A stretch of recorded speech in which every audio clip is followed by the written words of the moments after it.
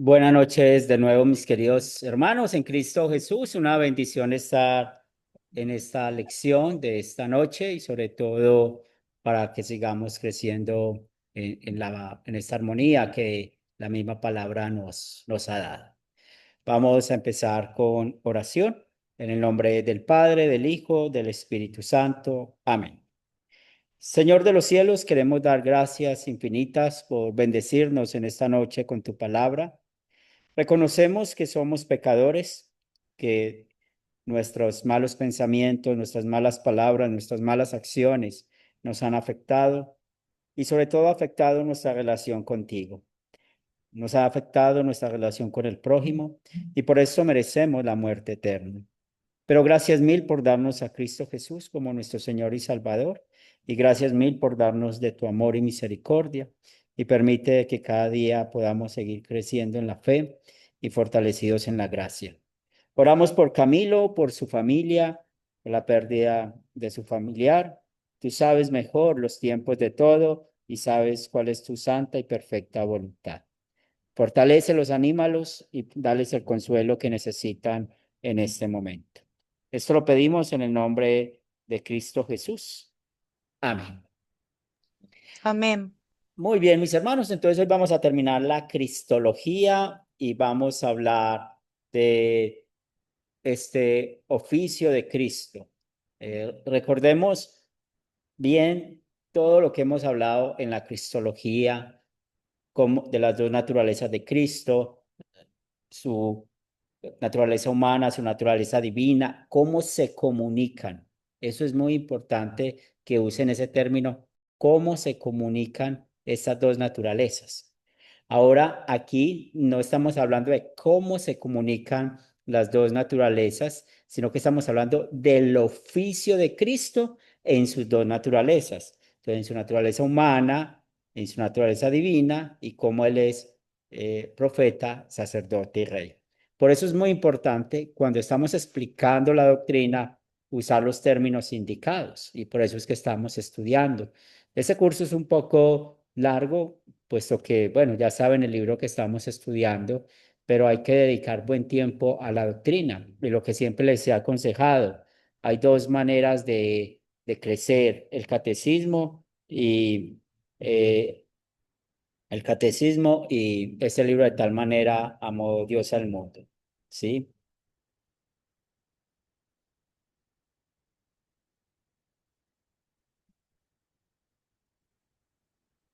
Cuando nosotros estamos estudiando esto de profeta, sacerdote y rey, es muy hermoso que podamos conectar tanto el Antiguo como con el Nuevo Testamento.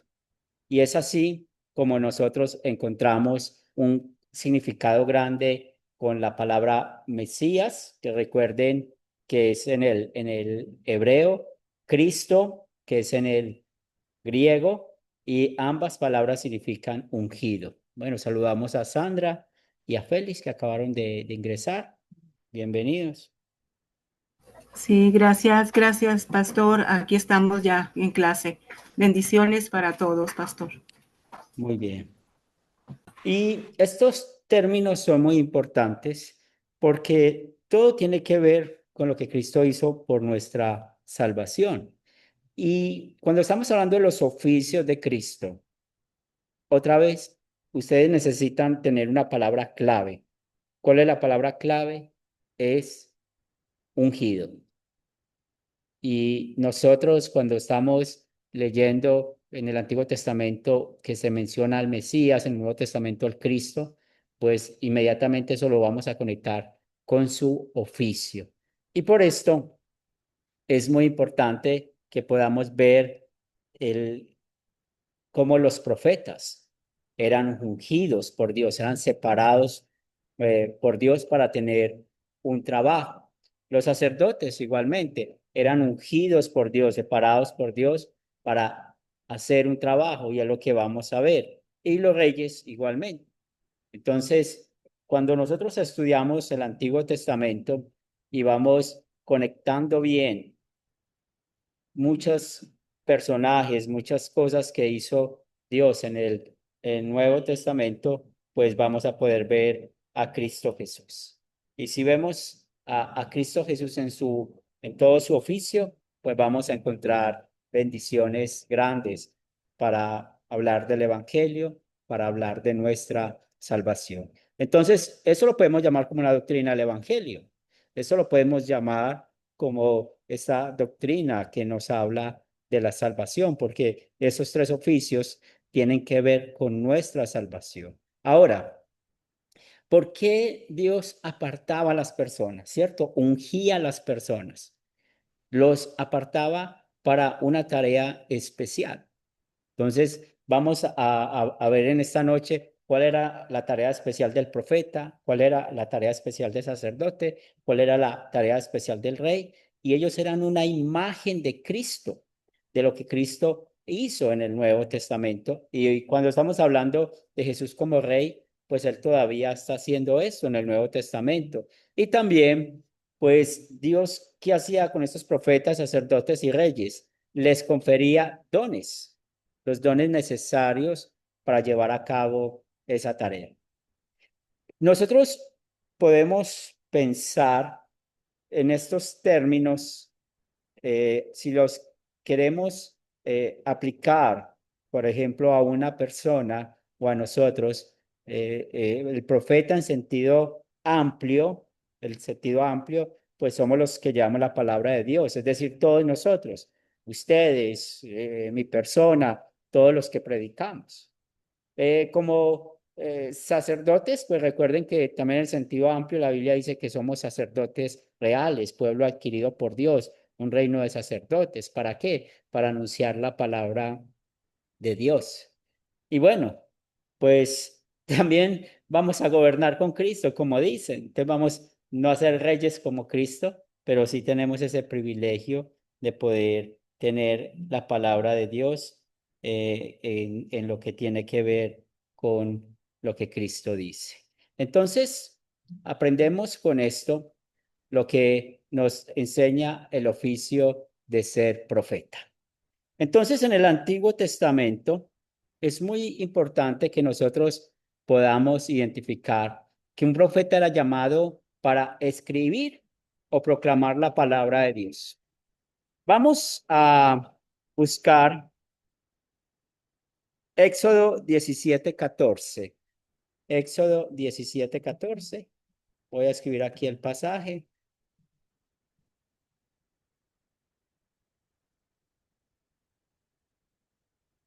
A ver, me escribió. Aquí. Éxodo 17:14.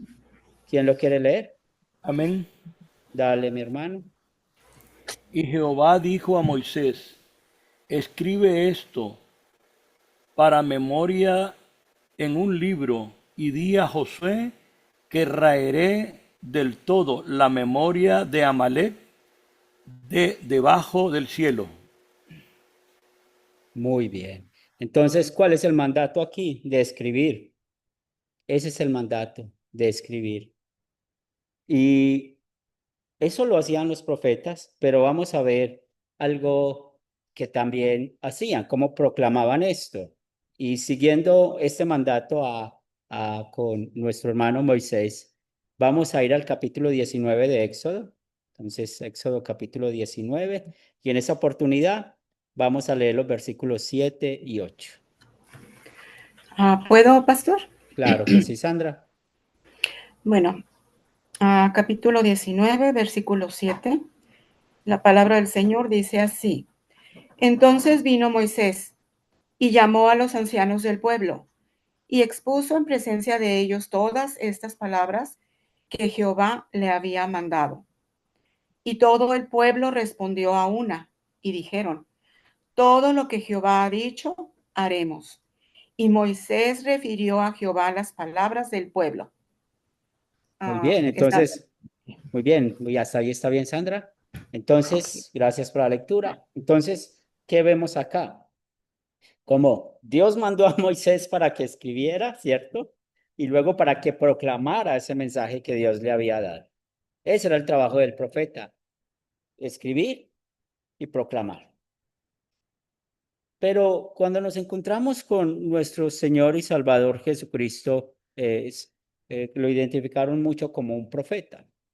Y es ahí donde nosotros necesitamos ver momentos muy importantes que vivió Jesucristo. Uno en su bautismo, otro en la transfiguración, como el Señor lo señaló, la voz del cielo que lo señaló. Pero la gente estaba identificando algo en Jesús. Vamos a ir al Evangelio de Juan, capítulo 6, versículo 14. ¿Quién desea leerlo?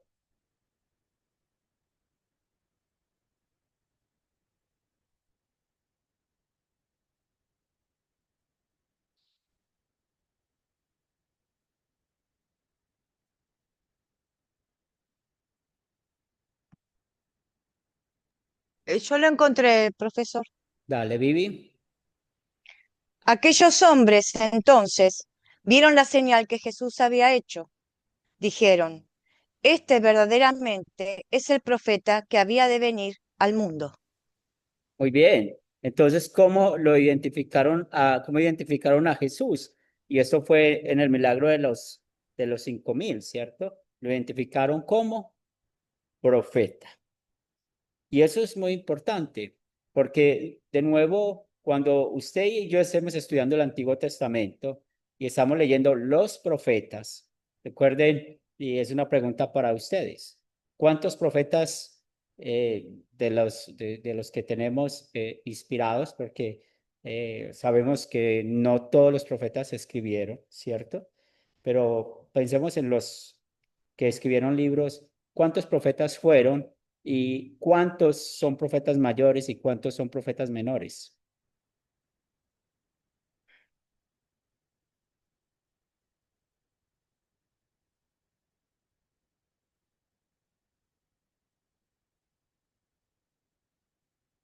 ¿Cuántos son profetas mayores? ¿Cuántos son profetas menores?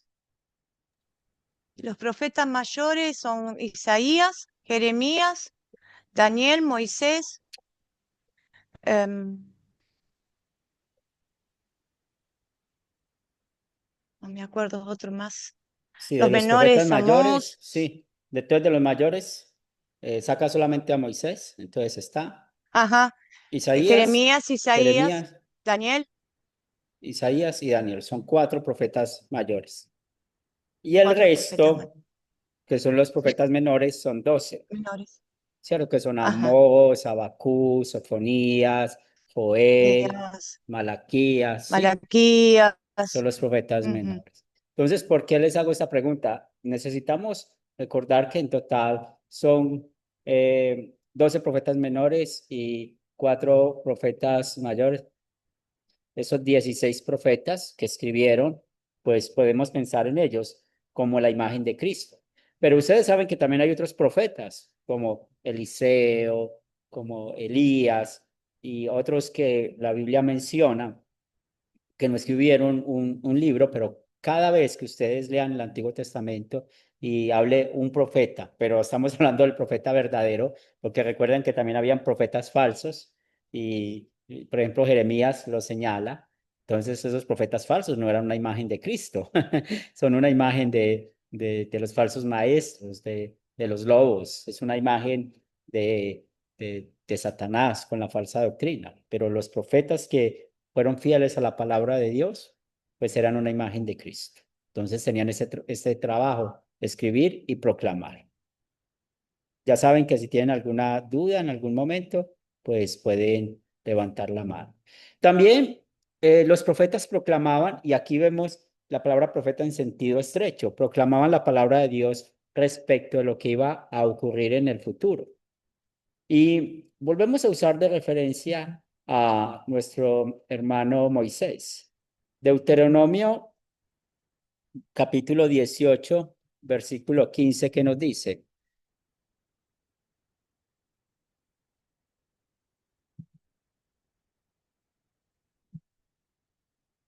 Dieciocho, 15.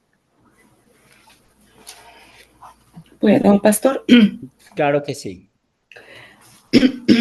Dice, Dios promete un profeta como Moisés, profeta de en medio de ti, de tus hermanos como yo. Te levantará Jehová, tu Dios, a él oiréis. Muy bien, entonces está hablando de un profeta especial y ese profeta especial, pues el mismo Dios lo identificó. ¿Y dónde lo identificó? Vamos a leer Mateo 17:5 que nos dice.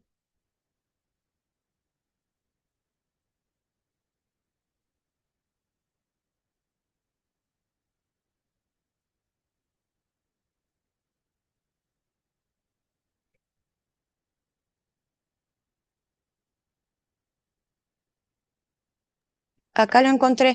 Dale. Mientras él aún hablaba, una nube de la luz los cubrió. Y he aquí una voz desde la nube que decía, este es mi Hijo amado, en quien tengo complacencia. A él oíd. Entonces nos interesa la última parte de este versículo. A él oí. Oíd. Y ya Ujú. sabemos lo que predicó Jesús y también que predicó sobre el futuro. Y otra, aquí, conectando las dos naturalezas, 100% hombre, 100% Dios, eh, la profecía del fin del mundo. Él anunció esa profecía. En San Mateo 24-25 es un ejemplo de eso. Pero es muy interesante que podemos ver en su naturaleza humana, él no sabe cuándo es el día. Sí, y en su naturaleza divina sí lo sabe. Pero él siempre proclamaba lo que iba a ocurrir. También él predijo, recuerden, sobre su sufrimiento, su muerte, su resurrección, porque iba a ir a Jerusalén, porque iba a sufrir a causa de los sumos sacerdotes, porque iba a morir y también que al tercer día iba a resucitar. Cuando estemos estudiando los profetas mayores, menores y los otros profetas del Antiguo Testamento, pues podemos ver que son una imagen de Cristo porque ellos hablaron del futuro. Un libro como Isaías tan mesiánico, pues podemos ver un ejemplo de eso. Yo estoy dando un curso los miércoles, yo solo no, también hay otro pastor que me ayuda y el vicario que trabaja conmigo en ese momento. Estamos estudiando los profetas menores ya hace un poco más de un año. Pero lo bonito del curso es que el curso se llama Cristo en los profetas menores, porque siempre hay que encontrar a Cristo. Entonces, los profetas hablan mucho del fin, hablan de la última venida de Cristo, y creo que ya les mencioné en alguna oportunidad que necesitamos identificar que hay profecías de un solo cumplimiento y de doble cumplimiento. Por ejemplo, hoy en día, tengamos cuidado. Es muy triste todo lo que pasa en Medio Oriente actualmente. Y en el Antiguo Testamento hay textos que muestran que Damasco va a ser destruido o que Israel va a ser destruido. Y cuando hay estas guerras que estamos viviendo hoy en día, pues mucho cristiano va y coge una profecía de ese libro diciendo como si se estuviera cumpliendo. Eso es falso. Porque el Israel que hay hoy en día no es el Israel bíblico, no es el pueblo de Dios. Es más, si ustedes investigan, la mayoría son musulmanes, por no decir que todos son musulmanes. Eso es lo interesante de este Israel. Lo otro es que esa profecía ya se cumplió, porque los profetas estuvieron mostrando lo que iba a pasar con Babilonia e Israel, y eso ya sucedió, la destrucción de Israel. Cuando Jesús vino a este mundo, pues ya Israel como nación no existía. Entonces tengamos cuidado con esas profecías del Antiguo Testamento para no caer en falsa doctrina, porque es lo que más se ve hoy en día, como citan profetas mayores, profetas menores, para ver lo que está pasando. Aunque podemos mostrar, usando esos profetas, la ley y el evangelio, usándolo de manera espiritual, pero la única profecía que podemos mostrar de ellos cuando están hablando es el fin del mundo, que esas son las profecías de doble cumplimiento. Entonces, ¿por qué son profecías de doble cumplimiento? Porque se cumplió allá en el Antiguo Testamento y se va a cumplir en el Nuevo Testamento. Y recuerden que nosotros todavía estamos en el tiempo del Nuevo Testamento. Pues ya no hay apóstoles o profetas que escriban la palabra de Dios porque ya toda está escrita. Los 66 libros que tenemos es la palabra de Dios. Pero ¿por qué estamos en el Nuevo Testamento? Porque Cristo no ha regresado. Julio. Tengo una pregunta. en el ministerio de Jesús la gente normalmente le llamaba maestro, no le llamaba sacerdote, no le llamaba profeta, y ellos conocían de los sacerdotes que estaban en el templo de Jerusalén. ¿Por qué, pastor? Sí, muy buena la pregunta. Primero porque para ser sacerdote, y conecta un poquito la historia vamos al Nuevo Testamento, l- ¿se acuerdan cuál fue el problema de Zacarías y Juan el Bautista? Y no estoy hablando de que Zacarías quedó mudo. Hay otro problema que muestran ahí, cuando le preguntan a Zacarías cómo se va a llamar el niño. Dijo Juan, Juan, y la gente se sorprendió. ¿Por qué? porque no Porque era de la claro, no era de la familia, ¿no es cierto? No era no heredaba el nombre del padre. sí, porque eso es, porque el padre era sacerdote, entonces Juan tenía que ser sacerdote y tenía que Claro. tener más o menos el nombre del papá o el nombre similar. Entonces, Julio, la respuesta está ahí, de que los sacerdotes venían de generación de la tribu de Leví, ¿cierto? Y recuerda que Jesús no viene de ningún sacerdocio, Jesús viene de la promesa del rey David, ¿cierto? Y ¿cuál era la tribu que venía descendencia del Salvador? ¿De Judá? Judá. Ahí está tu respuesta. Bien, muy bien, Gracias, pastor. muy bien, excelente. Continuamos.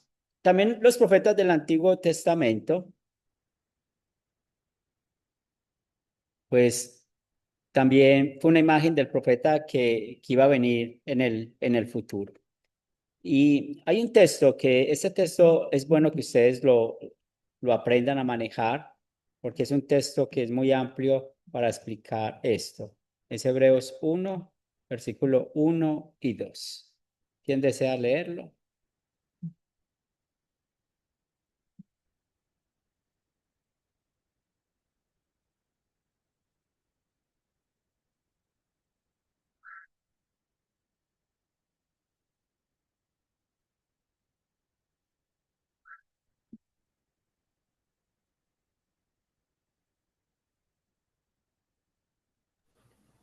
¿Puedo, pastor? Ahí lo encontré.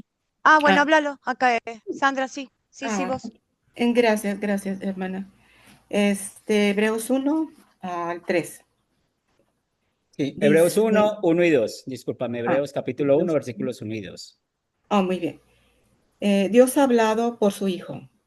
Dios, habiendo hablado muchas veces y de muchas maneras en otro tiempo a los padres por los profetas, en estos postreros días nos ha hablado por el Hijo, a quien constituyó heredero de todo y por quien asimismo hizo el universo. Muy bien, entonces, antes habló por medio de quién? De los profetas, y cuando habla de los padres, está hablando del Antiguo Testamento. Ahora, ¿qué está hablando, cierto? En el futuro, ¿de quién está hablando ahí? Por el Hijo. Y nosotros sabemos una verdad, y esa verdad la muestra el mismo evangelista Juan cuando dice en el principio es el verbo, y ya estudiamos eso, que el verbo es la palabra, que esa palabra es el mismo Jesús. Ahora, este texto es muy bueno que ustedes lo usen y lo tengan de memoria para aquellos que dicen, Dios me dijo, Dios me reveló. Entonces, para mostrar de que si alguien les dice, Dios me dijo, Dios me reveló, entonces hay que llamar a Sociedades Bíblicas Unidas, que es mayormente la que hace las traducciones de las escrituras, y decir, venga, hay que añadir esto que dijo esta persona, porque Dios se lo reveló, porque Dios se lo dijo. Sí, hay que hacer eso. Y segundo, pues hay que respaldar con este pasaje porque todo está escrito. Aquí está el Antiguo y el Nuevo Testamento. Entonces, no hay nada que escribir. Por eso, Dios habló y ahora nos habla por medio del Hijo. Entonces, tengamos claro eso para cuando nos encontremos con esas situaciones. Y eso es, como ustedes saben, de locos, de muchas personas que hablan cosas que la Biblia en verdad tienen muchos problemas con esto. Ahora, hay un error con, con todos estos que ya los estuve mencionando, de lo que hacían los profetas del Antiguo Testamento, que también pasa hoy en día con estos que se autodenominan apóstoles y creen saber el futuro. Entonces hay que tener cuidado con eso. Si alguien dice que va a pasar algo en el futuro, sabe el futuro, eso es del diablo, eso es brujería. No, eso no es de discutir ni de analizar. Y lastimosamente ustedes saben que hay muchos que van a congregaciones que es para eso. Por ejemplo, aquí hay una iglesia que se llama Ministerial y la gente hace filas para la profecía, para que les digan. Y finalmente, pues ya sabemos que eso va en contra de Dios. Muy bien, vamos a continuar con esto del profeta. Es muy importante que cuando estamos estudiando por qué Jesús es en su oficio de profeta, pensar de que él fue más que un profeta, porque ahí es donde pensamos lo único que es nuestro Salvador, ¿cierto?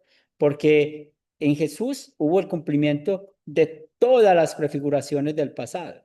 Entonces, él vino a este mundo a hablar las palabras finales de Dios sobre las buenas nuevas de salvación. Y es aquí donde nosotros necesitamos entender un concepto que nos presenta este libro de doctrina muy interesante. ¿Y cuál es su contexto? Que tiene que ver con la predicación. Entonces, Jesús mayormente vino ¿a qué? A proclamar el evangelio. Si nosotros notamos, en muy pocas oportunidades él predicó la ley, aunque él, como el predicador perfecto, él hizo esa combinación de la ley y el evangelio. Pero ¿por qué se llama la obra extraña de Cristo en su predicación siendo profeta? Porque el énfasis de Jesús era predicar ¿qué? El evangelio. Por eso nosotros necesitamos identificar cosas que la misma Biblia nos enseña en cuanto a las pocas veces que Jesús predicó la ley. Y ustedes lo vieron ahí en el libro, y vamos a buscar uno de estos textos, Mateo 4:17, que nos dice.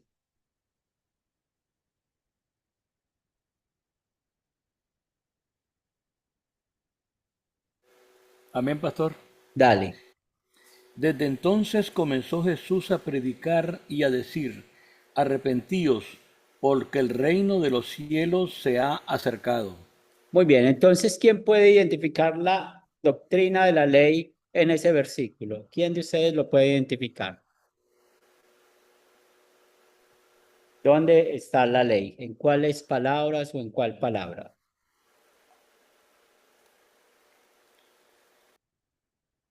Arrepentíos, pastor. Excelente. ¿Cuál es el propósito de la ley?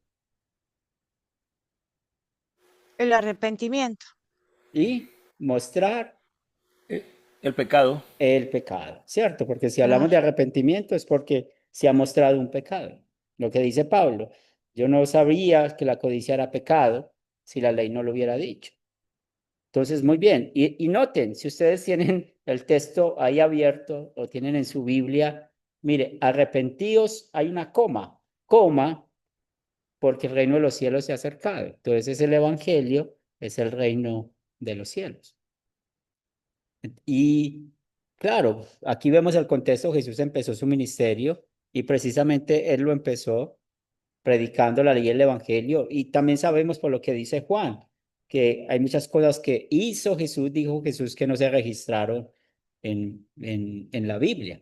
Pero lo que usted y yo necesitamos notar es eso, de que Jesús predicó la ley y el evangelio, pero la ley es su obra extraña. ¿Por qué? Porque mayormente vino a predicar las buenas nuevas, porque es aquí donde vemos que Él es nuestro doble sustituto. Aquí la Iglesia Católica Romana tiene un error, y el error que tienen es que llaman a Jesús como un nuevo legislador. Y realmente ellos creen que Jesús dio nuevas leyes, pero no es así. Pues cuando él dijo, un mandamiento nuevo os doy, lo que está haciendo es dando una aplicación de eso del Antiguo Testamento. Es más, podemos notar que cuando Jesús dijo esos mandamientos, pues estaban conectados con el Antiguo Testamento. Entonces, no es Jesús un nuevo legislador, para que tengamos en cuenta esto. ¿Tienen alguna pregunta de esta información de Jesús como el oficio de profeta?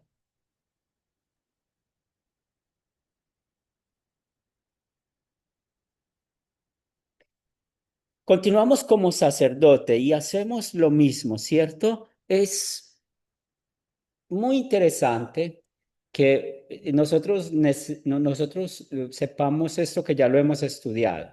Pensemos en Abel, pensemos en Noé, en Abraham, pensemos en Jacob, en los patriarcas, o pensemos en todos los que vivían antes del Sinaí, antes de que fue dada la ley en el Sinaí. Y nosotros necesitamos entender ellos por qué sabían que algo estaba mal. Pues recuerden la ley escrita en el corazón y también recuerden el conocimiento natural. Pero la ley escrita en el corazón jugaba un papel importante para ellos. Pero también recuerden que la palabra en esa época estaba de manera oral. ¿Se acuerdan cuando estudiamos en las primeras clases cómo fue que se desarrolló la palabra de Dios hasta que fue escrita y lo que tenemos hoy? Antes había la oralidad de la Biblia y el Génesis capítulo 5 que aprendimos que no solamente muestra que la consecuencia del pecado es la muerte, sino que también por qué vivieron tantos años para mantener la promesa del Salvador. Entonces, antes ellos hacían estos sacrificios y lo hacían por dos motivos. El primero, porque recordaban que eran pecadores y necesitaban un sustituto, expiar los pecados. Tanto que es muy hermoso cuando estamos estudiando que Dios le pide a Abraham sacrificar a Isaac, ¿se acuerdan? Y pues Isaac es un tipo de Cristo, es un sustituto, porque ya después pues, se reemplazó el carnero y también muchos dicen que en esa montaña donde iban a sacrificar a Isaac fue donde fue crucificado Cristo, es lo que muchos afirman. Y el otro punto es que ellos hacían estos sacrificios como gratitud a Dios. Pues la diferencia lo vemos con Caín y Abel. ¿Se acuerdan?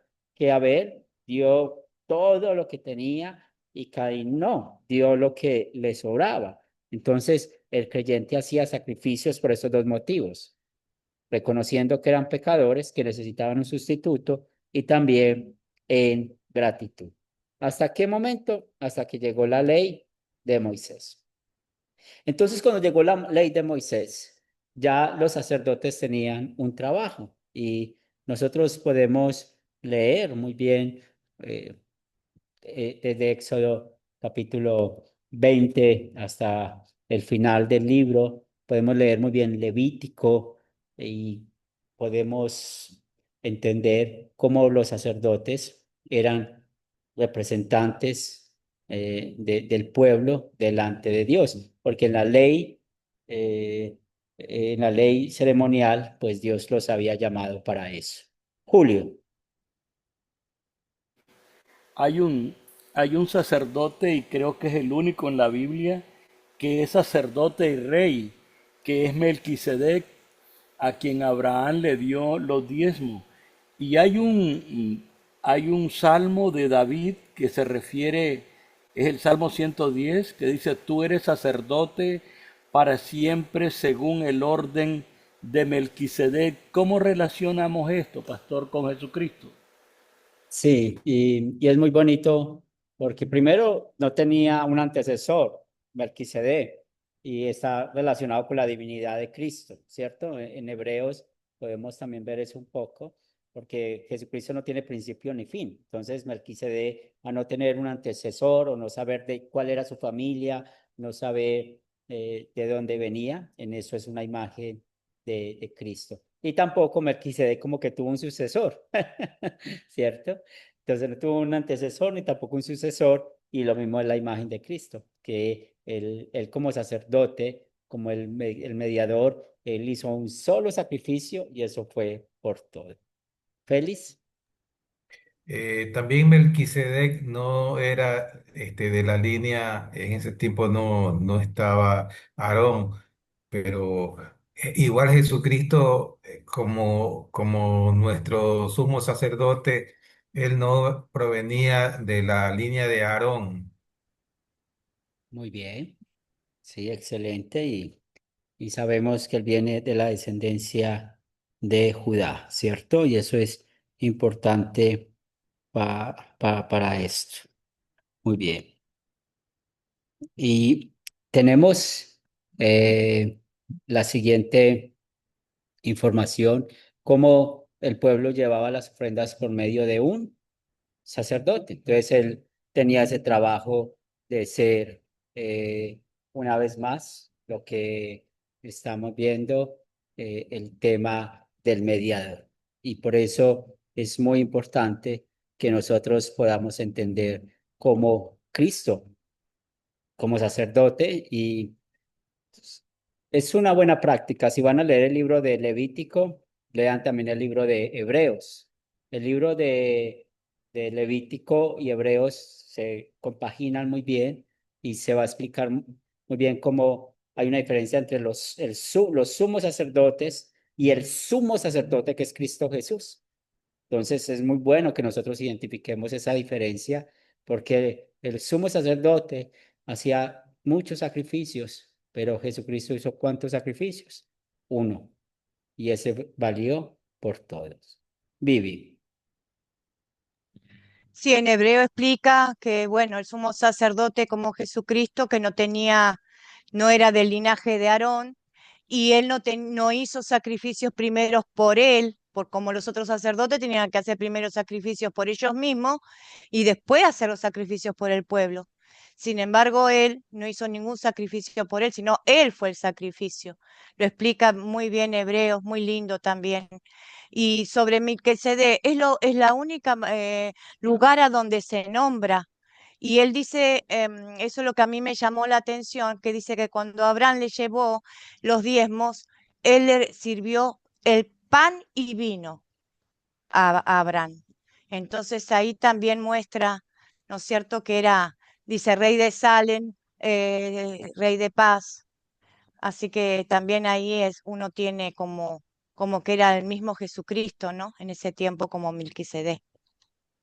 Muy bien. Sí, entonces sí, es muy interesante lo que estamos viendo aquí y lo que nos está enseñando la palabra de Dios. ¿Sí? Para que nosotros podamos seguir creciendo en la fe. Muy bien, entonces, cuando estamos hablando de Jesús como sumo sacerdote, pues aquí este texto de Hebreos 10 nos explica lo que acabamos de escuchar. Los sacerdotes hacían sacrificios, eh, hacían sacrificios cada día, más el sacrificio de Jesús fue una sola vez y para siempre. Y es ahí donde, por ejemplo, la Iglesia de Roma con los servicios divinos, sí, de ellos, pues, ¿cuál era el error? El error, pues, es que hacen un sacrificio para cada misa. Y es donde tenemos una gran diferencia en la adoración con ellos. Cuando ustedes les digan, es que eh, la iglesia luterana es muy parecida a la misa de la iglesia católica romana, pues aquí hay una gran diferencia. Nosotros no hacemos sacrificios nuevos cada día. Es lo que en verdad damos gracias a Jesús por el único sacrificio que hizo, que fue más que suficiente. ¿Y por qué tomamos la cena? Pues recordemos que es un medio de gracia para perdón de pecados y como por medio de la Santa Cena, pues recordamos que Cristo fue a la cruz y pagó por todos nuestros pecados. Entonces, como sacerdote, recordemos que aquí es donde añadimos otra doctrina que es muy importante, que esa doctrina siempre hay que predicarlo, y es la obediencia activa de Cristo y la obediencia pasiva de Cristo. Entonces, en su oficio de sacerdote encontramos esa obediencia activa de Cristo, como Él cumplió cada mandamiento en nuestro lugar, y la obediencia pasiva, como fue a la cruz y pagó por nuestros pecados. Por esto es bueno estudiar la homilética, porque cuando estudiamos la homilética aprendemos de hablar de la ley específica en nuestros sermones, en nuestros devocionales, y hablar del evangelio. ¿Y qué es el evangelio? La obediencia activa y la obediencia pasiva de Cristo, como Él cumplió esa ley por nosotros y como pagó por todos nuestros pecados en la cruz. Y eso es muy importante que ustedes lo identifiquen cuando estén haciendo un devocional o estén hablando a alguien de Jesús. Entonces, un ejemplo, estamos hablando del quinto mandamiento, no matar, y alguien pregunta, bueno, ¿el aborto es un pecado? Sí, es un pecado porque el quinto mandamiento nos enseña que el único que puede quitar la vida es Dios, pero recibimos el perdón del pecado porque Jesús cuidó la vida. ¿Y cómo lo cuidó? Pues Él hizo muchos milagros. ¿Y por qué hizo esos milagros? Para preservar la vida de las personas. Y eso lo hizo como nuestro sustituto. Él cumplió el quinto mandamiento perfectamente, pero también Él fue a la cruz. Y hay muchos textos bíblicos que hablan de su sangre que derramó en la cruz para darnos el perdón de los pecados, y es la obediencia pasiva. Y a esto es lo que llamamos la expiación vicaria. Esto es una doctrina muy importante que nosotros necesitamos siempre el poder entender, y Isaías explica muy bien esta expiación vicaria. Por lo tanto, nosotros también necesitamos familiarizarnos con términos. ¿Cuáles términos nos vamos a familiarizar? Y es como habla la Biblia, que eso es muy importante.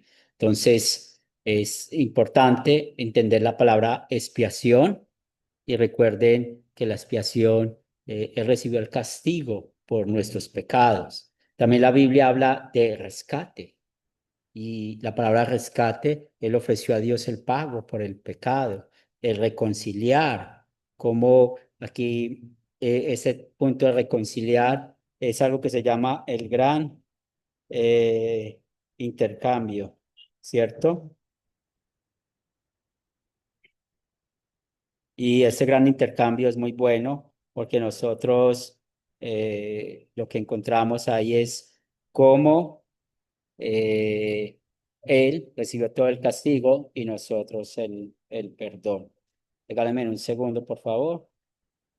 304:16.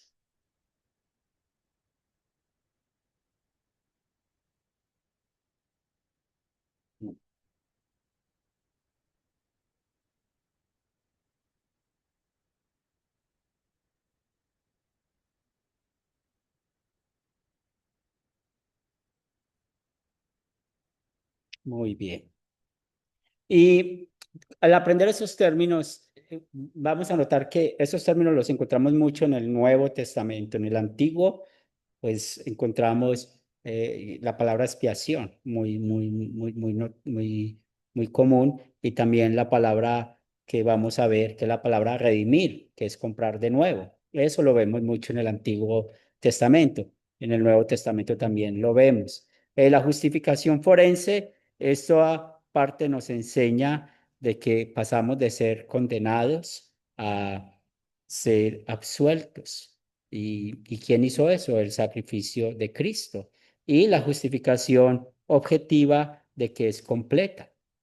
Y cómo nosotros nos beneficiamos de esta justificación por medio de la fe.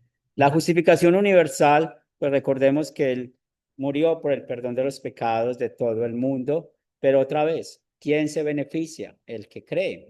Y es ahí donde hablamos de la justificación subjetiva, que es mediante la fe nosotros recibimos el beneficio de lo que Cristo hizo. Esos términos son muy importantes que nosotros nos familiaricemos. ¿Y por qué? Porque los podemos usar en nuestros devocionales, en nuestros sermones. La expiación de nuestros pecados, el rescate de nuestros pecados, la reconciliación de nuestros pecados, la redención, ¿cierto? Y esas otras palabras de justificación forense, objetiva, universal y subjetiva, pues podemos explicarlo a nuestra manera de, con nuestras palabras, poder dar a entender. ¿Tienen alguna pregunta sobre estos términos?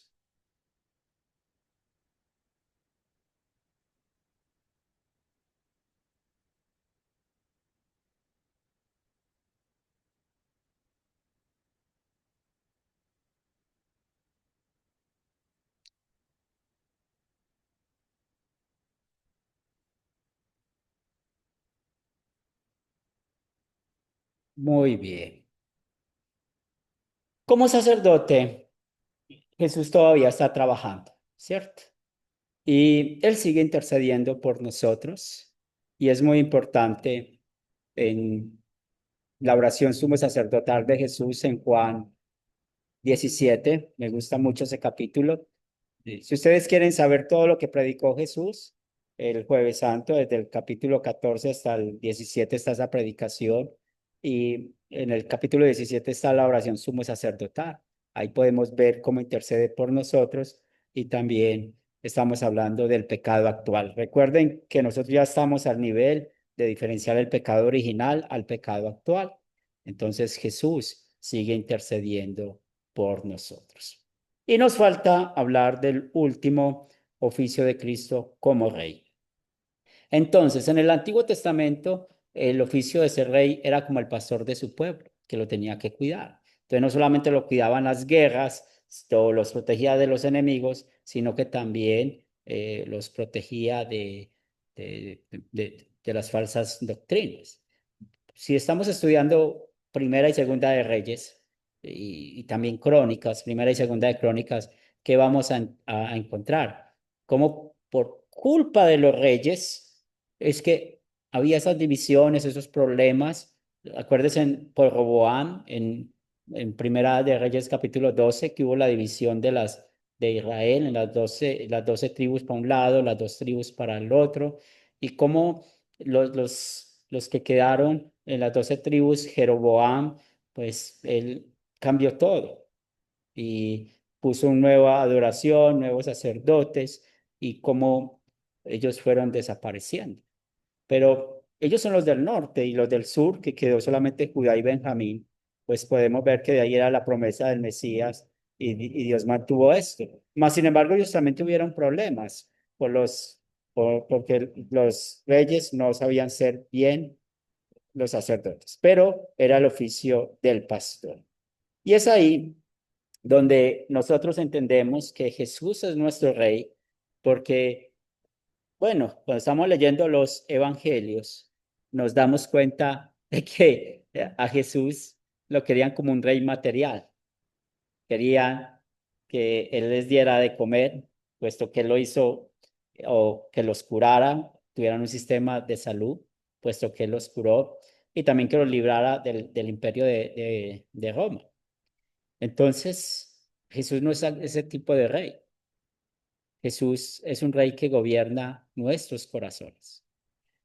Por eso es hermoso en el año, como luteranos, ustedes saben que tenemos un calendario eclesiástico donde meditamos en dos oportunidades de Jesús como nuestro rey.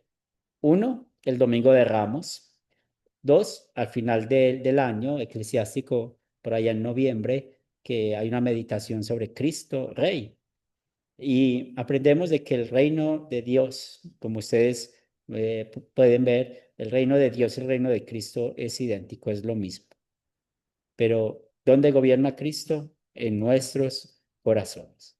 Por eso no podemos dejarnos confundir de estos términos del reino de Dios y el reino de Cristo, puesto que son idénticos. Y les digo esto porque hoy en día hay mucha falsa doctrina con esto queriendo separar. Y segundo, pues aquí podemos combinar el estado de exaltación de Cristo, porque constantemente Él ejerce su autoridad y poder. Cuando Él dice, vayan a todas las naciones y hagan discípulos, ¿cierto? Bautizándoles, enseñándoles todo, y luego termina, pues si yo estaré con ustedes todos los días hasta el fin del mundo, pues ¿qué está mostrando aquí? Autoridad y poder en su estado de exaltación. Ahí podemos ver su oficio como rey. Y sabemos que él vivió una batalla única, por amor a usted y por amor a mí. Venció el pecado, venció a Satanás. Y si nosotros checamos, por ejemplo, el libro de Efesios, en el capítulo 2 nos habla que antes pertenecíamos al reino de la ira, al reino de Satanás, pero Cristo lo venció por nosotros. Y es como Él gobierna nuestras vidas, nuestros corazones. Y es aquí donde hay tres esferas distintas de su reino. Y nosotros necesitamos identificar bien esto, porque ustedes saben que los reformados y también muchas sectas creen que Jesús va a ser como un rey solamente en este mundo, que va a dominar en este mundo. Y realmente cuando estamos hablando de que Jesús es rey, es una manera espiritual de explicar su oficio, ¿cierto? Entonces son tres cosas importantes, o esas tres esferas importantes en cuanto a cómo Jesús gobierna. El primero lo vemos con su poder, ¿cierto? Y cuando estamos hablando de su poder, pues Él tiene el control de todo el mundo. Y sobre todo, Él hace que todo lo que pasa en este mundo es para el bien de nosotros, la iglesia. Recuerden que apartados de Él nada podemos hacer, como lo dice Juan 15.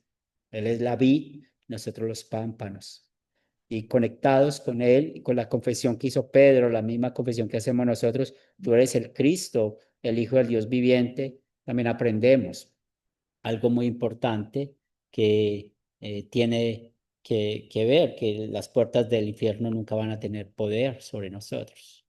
Pero es ahí donde necesitamos estar conectados con los medios de gracia, con el Evangelio y los sacramentos, porque no podemos tener el pensamiento calvinista, que yo soy salvo y salvo para siempre, entonces no me congrego, no leo la Biblia, no practico los sacramentos. Recuerden las marcas de la iglesia, el Evangelio y los sacramentos. Cuando podemos, y eso es un principio que usamos en Academia Cristo y con el grupo Sembrador, que empezamos a notar cuáles son las marcas de la iglesia. Pues cuando se está administrando el Evangelio y los sacramentos. Donde se administra el Evangelio y los sacramentos, allí está la iglesia. Y eso es muy importante que lo tengamos presente en nuestros grupos sembradores y en ese camino que vamos en la ruta a Cristo a hacer iglesias. Y eso es muy importante para nosotros. Y hablando de su gracia, también recordemos aquí lo importante, cómo Él actúa a través de esos medios de gracia, a través del Evangelio, a través del bautismo, cómo Él crea la fe en nuestro corazón. Pero aquí de nuevo vemos un problema. El problema lo vemos con Zwinglio, de que él decía que nosotros no necesitamos del Espíritu Santo que actúe por medios de gracia, sino que el Espíritu Santo puede actuar de manera directa, y eso es falsa doctrina. Entonces ahí es donde vienen los pentecostales, los carismáticos, que creen que con la imposición de manos sobre una persona va a tener fe. Entonces hay que tener cuidados con eso, porque Él es rey de la gracia, pero usando estos medios. Y hablando de su gloria, pues aquí es muy interesante, porque este reino de Cristo, este reino de gloria, no va a ser en este mundo, sino que va a ser en el cielo. Y aquí hay otro concepto bueno que aprendamos. Nosotros en este momento somos la iglesia militante, pero cuando nosotros muramos y nuestra alma vaya al cielo, y después de que vivamos la resurrección y en cuerpo y alma vamos a ir al cielo, estaremos en la iglesia triunfante. En el calendario eclesiástico, como se los mencioné unos minutos atrás, también celebramos los santos triunfantes. ¿Y qué nos enseña los santos triunfantes? Que nosotros vamos a estar compartiendo ese reino de gloria con nuestro Dios en el cielo. Por esto, nosotros cuando vamos a vivir en el cielo, tenemos muchas promesas que da el Antiguo y el Nuevo Testamento, que allá no vamos a tener dolor ni tristezas, no vamos a sufrir nada de lo que vivimos en este mundo, todo será nuevo y lo más importante es que estaremos amándonos y amando a nuestro Dios para siempre. Por esto, Jesucristo en su oficio como Rey, que gobierna hoy nuestros corazones, va a seguir gobernándonos por siempre. ¿Preguntas, comentarios hasta acá? Entonces, aquí ya sabemos, un pequeño resumen, el reino de poder de Jesús es donde Él gobierna en este mundo para el beneficio de la iglesia. El reino de gracia de Jesús es un gobierno en el corazón de los creyentes en Él, y el reino de gloria de Cristo es un reino en el cielo donde está acompañado por sus santos. Y esto es lo que nos va a animar el oficio de Cristo, que recuerden que es una doctrina del Evangelio como sacerdote, profeta y rey. Preguntas, comentarios hasta acá. En algo no fui claro para poder saber y poder trabajar un poco ahí.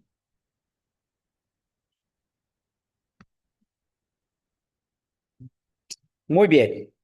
Entonces, con esto hemos terminado la cristología. Yo estoy amontonando algunas cosas que ustedes me mandaron porque me gusta sentarme a leer todas las respuestas en una sola sentada, pero mañana voy a empezar a revisar los que me han enviado, que yo sé que me enviaron hace como una semana.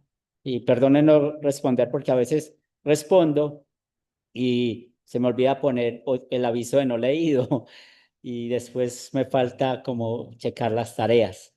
Es como para mantener el orden, pero yo estoy recibiendo las tareas que me han enviado y si algún momento tengo alguna pregunta de que se me haya perdido alguna tarea, pues voy a comentarle. Y recuerden que lo que nos interesa es ver en las respuestas que si primero, pues yo me evalúo para saber si me estoy dando a entender en la clase y segundo, pues si ustedes están eh, creciendo como queremos que crezcan con este estudio de la doctrina. Y sigue un tema que es muy largo de la soteriología, la adquisición de la salvación. Allá vamos a hablar de muchas cosas que son importantes para nuestro crecimiento espiritual. Muy bien, es la hora de estudio. Vamos a terminar con oración. Señor de los cielos, tú eres nuestro Rey, nuestro Señor y Salvador. Damos gracias por este triple oficio que tú mismo hiciste por nosotros. Reconocemos, Señor, que sin ti nada somos y damos gracias porque nuestra relación con el Padre solo depende de ti y no de lo que nosotros hagamos o dejemos de hacer. Padre de amor, también queremos poner en tus manos nuestras vidas espirituales. No permitas que nada ni nadie nos aparte de ti. Y oramos por nuestros grupos sembradores, por nuestras congregaciones, oramos por los misioneros, por los profesores de Academia Cristo y por todos los que sirven en tu reino y por estos mis hermanos que están preparándose para seguir sirviendo en tu reino, para que podamos, por la obra del Espíritu Santo, llevar el mensaje de salvación a otros. También te queremos dar gracias porque tú nos provees el techo, la comida y el vestido. Y te pedimos que esta noche tengamos un buen descanso y el día de mañana vivamos para ti y para tu gloria. Todo esto lo pedimos en el nombre de Cristo Jesús. Amén. Dios Amén. les bendiga. Amén. Les quiero mucho y Gra- seguimos en contacto hasta el jueves. gracias por la clase, pastor. Muy A buena ustedes por clase, estar acá. gracias. A ustedes por estar acá. Muchas Bendiciones bendiciones. para todos. Bendiciones.